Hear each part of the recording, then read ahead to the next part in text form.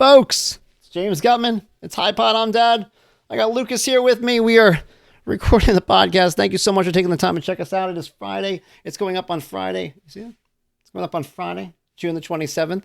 I appreciate you guys checking me out. Whether you found us on highpodimdad.com, whether you found us on Spotify, Audible, any of the streaming services, that's where this podcast is. But if you want to see me, just now I'm like, look, it's Lucas. So if you're listening to this and you think I'm insane, go to YouTube at Hi Blog I'm Dad. That is our channel. I'm still trying to remember it.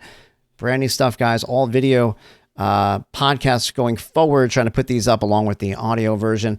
Making videos as well. I've been on Facebook, on Instagram at Hi James Guttman. You could follow me making videos, putting things out there, announcing the book, trying to get into the new world, I guess you could say. I've been writing since 2002. I've been doing audio podcasts since 2003. But when it comes to video, I used to be a little apprehensive about it. 2006, I tried making a video for a wrestling thing I was doing. It was difficult. You heard that? It was difficult, but at the end of the day, it kind of scared me away from doing it again for another 19 years. But here I am doing video. I put some good videos together. Follow me on social media. Hi, James Guttman. You can see some of those videos. Like, subscribe, all that good stuff. And it couldn't come kind of at a better time. This whole past week coinciding with the release of the book, Hi World, I'm Dad, How Fathers Can Journey to Autism Awareness, Acceptance, and Appreciation, which I'm pretty sure I've been quoting incorrectly that subtitle for a while. But either way, you get the idea. Autism appreciation. It's the whole idea of the blog. It's the whole idea of the book. It's the whole idea of the podcast. The whole idea of this kid right here. The idea that there are parts of my son's personality that are beautiful because of and not despite autism. Luke, are you coming over, bud? Come here. Or not? All right. Either way, man, the idea that my kid is great. I love this kid. Lucas is unique. Lucas is special. Luke is just a wonderful kid, and I got to thank all of you for the positive support that we've had. I've heard from people who have gotten the book already, in print, people who have it on their Kindles, and of course, people who have listened to me narrate it over on Spotify and Audible and all the places where you get audiobooks. It's available everywhere, and it means a lot to me because I think the idea here is that I want people to know my son, but I also want to help people who are struggling with a lot of the things that I struggled with. And for those of you who are hearing this podcast, maybe one of the first times, somebody who has suggested the blog or the book by a family member or somebody, you're trying to give you a hint, like, hey, you got to accept your kid. I want you to understand something. I often think about if I was a parent early on in Lucas's journey who came across a blog like this, what would I have thought? And I would have thought it was nonsense. Yeah. How's that? That's the most honest I can get with you guys. I understand why for some it seems like a difficult thing to wrap your head around, autism appreciation, especially when you're in that point as a parent, worry that your child might never speak. How can there be a person who has that very thing telling me it's great? He must be, deluding himself. He must be thinking to himself, oh, how do I make a good thing out of this?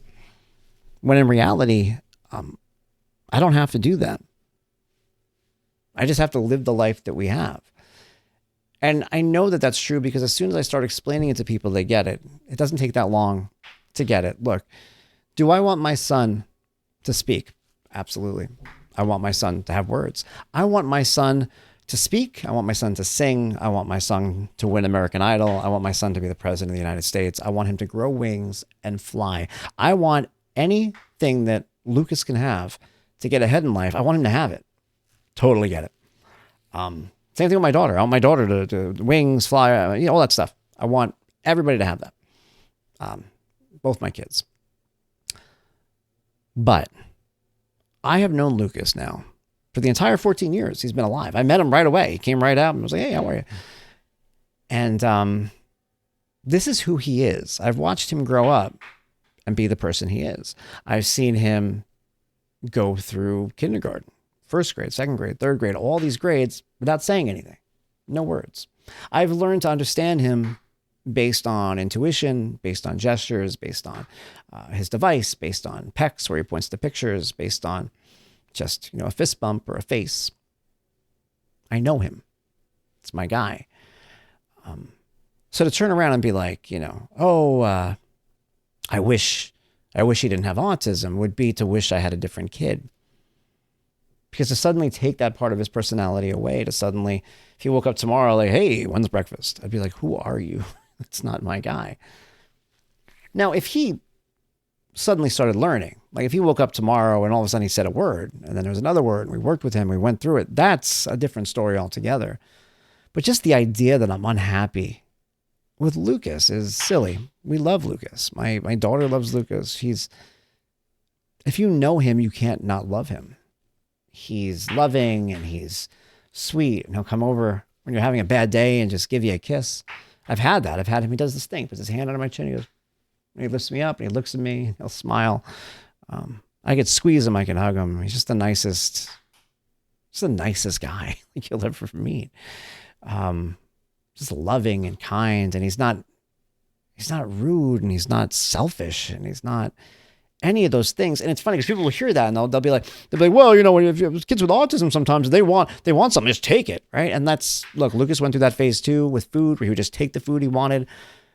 But a lot of the times, especially with my son, look, everything I talk about is when it comes to Lucas, right? So I'm going to tell you about my son. I don't know how your kid is. This is my kid. Lucas never took anything from anybody just to be mean. He never took it to make them upset. And he never took something from somebody else. Honestly, I don't think out of selfishness. I think Lucas, especially when he was younger, was concerned that he wasn't going to get the food he wanted. He didn't have a means to ask for it. He sees it, he takes it. He didn't understand that food was for somebody else and it's not for him. All those things had to be taught slowly, which is a part of who he is. But he doesn't have it in him to be selfish. He doesn't have it in him to be mean. Lucas isn't a mean boy, mean girl, whatever phrase you want to use for it. He's none of those things. Lucas is just happy in his life. And he's not happy all the time. That's another thing too. It's another misconception. Oh, he's happy all the time. He's happy most of the time. I'll give him that, man. That kid he's good. And he's happy because we make sure he's happy. We make sure he has the things he wants. Lucas doesn't ask for much. Lucas asks for like 4 things. You know, like 3 different foods in his iPad. That's all he really needs. Maybe the swimming pool once in a while. So we make sure he's happy. And he's happy. A lot. But Lucas feels his emotions. When Lucas is sad, Lucas is sad. It's crazy. There'll be times where like, we're getting ready to go out. I go, put your shoes on. Okay, we're going to go out. And he sits down and put his shoes on. And he'll either not put them on or like, he'll, just kind of ignore it and go on his iPad. And I'll turn around and go, hey, put your shoes on right now. And depending on how he's feeling in the moment, he might burst into tears. And it's not nonsense tears. It's tears down his face. Now suddenly I'm like, oh my God, everybody, I hate shoes. I hate them. You get like really like you freak out. Because nobody feels emotions like Lucas feels. Lucas is, I don't know. He's unique. He's one of a kind. And I credit autism for a lot of that. Now, if you have a kid who's 2, 3, 4 years old, this is probably not going to apply to you yet. I'm going to be honest with you. I didn't accept autism yet at 2, 3, and 4 years old because you're still at that age where anything can happen. You never know what can happen, right? So you're waiting. He could still wake up any day and just be like, hey, good morning, Dad. And that's who he is now. But that's not now. This is who he is. And I have a choice. I had a choice for a while. I could either spend every day lamenting about who he could be, right? Oh, if only he could do this. If only he could do that. Or I can just be so happy and so proud of this being my son by my side. And I can get the opportunity, which I've done here on the blog and in the book, to share them with the world and to point these things out to you. Because what's funny is people know this already. Autism appreciation, you already know it. And I know this because everybody I meet that asks what I do, I tell them about this. I cannot offer a brief introduction that makes life kind of difficult when you meet people. Like, what do you do? And I go through this whole thing and I write about my son, but then I don't want them to think that I'm writing this sad, like, oh, I have a kid with autism blog. I don't. It's a positive. And I go through the whole rundown of it. But as soon as I start telling them what autism appreciation is, everybody's got a story. Everybody knows somebody. Oh, my neighbor's kid has autism. She's so sweet. You should meet her. She's amazing. And everything's positive. It's rare. You don't usually hear somebody go, oh, he's got autism? Yeah, my neighbor's kid has autism. I hate him. You don't get that. You get like, he's sweet. He's a nice kid. He bought him, I give him cookies, like just sweet stories. Because we know it, But I think a lot of it, what's up, Sam? Come on, look at this. Come on. You want I'll get you in a second, buddy. Here, hang out. You want to hang out? Come here. Here, we're on the podcast. But that's the whole idea. Here, put this down a second. Look, lean down. The whole idea here is that, here, there he is. This guy is seriously one of the most loving, caring guys there is. You have to wait, buddy. Wait, sit. One of the most caring, lovable people there is. Patient, look at that. That's something that a couple of years ago we couldn't do. If he came over to me and wanted my attention and I just turned to him, I was like, sit down, on the floor crying. It takes work, it takes understanding, and it takes something that, I don't know, it sounds like a bit of a brag, and yeah, maybe it is, and I don't care. He loves me and he trusts me. And he knows that if I tell him, give me a second, I'm going to be back in a few minutes and we're going to get him food or whatever it is that he wants. I never leave him hanging, and I never abandon his needs. And once he knew that, it changed our relationship. But I suffered through a lot of the same things that a lot of parents suffer through. I blamed myself. I kicked myself. I worried. I didn't know what was coming. And I got to tell you, good things are coming. You just got to do the work. You got to show your child that you're there for them. You got to make them feel heard and understand and accepted. You don't have to correct how they play with toys. You don't have to hold their hands when they clap. This kid claps constantly. Cover his mouth. All those things we don't do. I let him be who he is.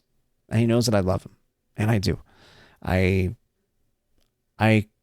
love both my kids equally. I have a relationship with each one of them unlike anybody else on this planet. And that's another one of the blessings that I got by having a child like Lucas. The relationship I have with him is unlike anybody in the world. He's different. He's special. And there's so many great things about him. And I'm lucky to know him. Come here, buddy. We're going to say goodbye. We're going to end up this podcast. We're going to turn this down. So we are happy. We are content. Look, and we offer appreciation. Say hi, buddy. You good? But that does it for me. I am getting pulled away from this podcast. So we are going to close it out while I go make a quesadilla. Make a quesadilla. So that's where we're going to go. Until next time, guys, thank you so much. Do me a favor. Check out highblogontdad.com. It is Monday, Wednesday, brand new blogs up there. The podcast every single Friday, whether it's on anywhere, highpodontdad.com. We're on YouTube. The video is on there. Follow me on social media. Hi, James Guttman. And pick up High World on Dad. It's the new book, Gangbusters audio, digital, you name it. It's available. And that does it for me, guys. Thank you so much for listening. Thank you for being a part of our journey. Until next time, this is James Guttman saying, be well. Bye, Pod. I'm Dad.